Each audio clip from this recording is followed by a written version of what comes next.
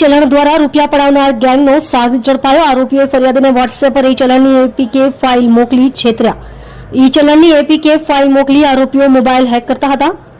Mobile hack કરી online રૂપિયા પડાવતી ગેંગનો સાગ ઝડપાયો। સુરત સાયબર ક્રાઇમ પોલીસે જૂનાગઢથી આરોપીની કરી ધરપકડ। આરોપી બોંધુભાઈ પલેજાની જૂનાગઢથી ધરપકડ।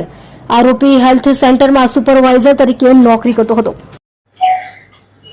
ગયા વર્ષમાં જ્યારે મૂળ અકાઉન્ટ ચાલતી હતી ત્યારે એક એપીકે ફાઇલનું ફ્રોડ દાખલ કરવામાં આવ્યો હતો સાયબર પોલીસ સ્ટેશનમાં, જેમાં ફરિયાદી સાથે 17,000 રૂપિયાની છેતરપિંડી થઈ હતી। આ ગુનાની તપાસ કરતા અમે લોકોને ખબર પડી કે જે 17,000 છે એમની બિલ પેમેન્ટ કરવા માટે ઉપયોગ થયો છે, દુરુપયોગ કહેવાય શકે। અને એને ટેકનિકલ વર્કઆઉટ કરીને જૂનાગઢ ખાતેથી બોધુભાઈ પલીજા કરીને એક આરોપીને ધરપકડ કરવામાં આવ્યો છે।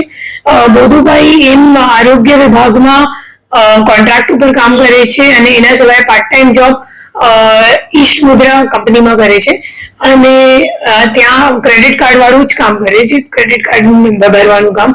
એમની પાસે 2 ક્રેડિટ કાર્ડ છે, બેંક ઓફ બરોડા અને આઈસીઆઈસીઆઈ બેંકનું, અને બંનેમાં ફ્રીમાં બિલ પે કરવાની એમને જે નાસ્તો કરતો આરોપી છે એમની સાથે સંકલન થઈને એમની પાસેથી ભરવામાં આવ્યું છે।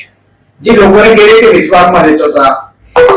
તો એમાં વિશ્વાસમાં લેવાનું કંઈ કામ નથી। એપીકે ફાઇલનું ફ્રોડ છે, એમાં જે ફરિયાદી છે એમના ફોન ઉપર આરટીઓ ચલાન નામનું કોઈ એપીકે ડાઉનલોડ કરીને એમનું હેક થઈ ગયું અને ફોન હેક કરીને પછી ઓટીપી આવે છે તો એ ઓટીપી આપીને ફંડ ટ્રાન્સફર એટલે ક્રેડિટ કાર્ડ પેમેન્ટ આવ્યું છે।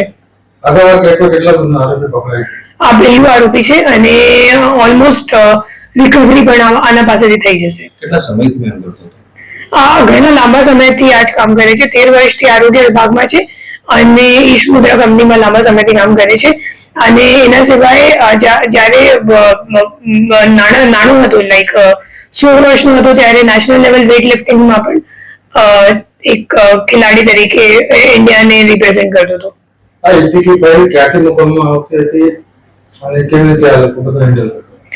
એપીકે ફાઇલ વોટ્સએપ ઉપર મોકલવામાં આવે છે અને એ લોકોનું કામ, મતલબ આ જે આરોપી છે એમની ભૂમિકા ફક્ત બિલ પેમેન્ટ કરવાની છે। મતલબ જે ફ્રોડનો પૈસો છે એમને એ લોકો બેંક અકાઉન્ટમાં નહીં લેતા અને ક્રેડિટ કાર્ડનું બિલ પેમેન્ટ કરવા માટે ઉપયોગ કરે છે। જે રીતે વોટ્સએપ પર એપીકે ફાઇલ મોકલવામાં આવે છે, શું કહેશો લોકોને કે કેવી રીતે સાવચેતી રાખવી જોઈએ?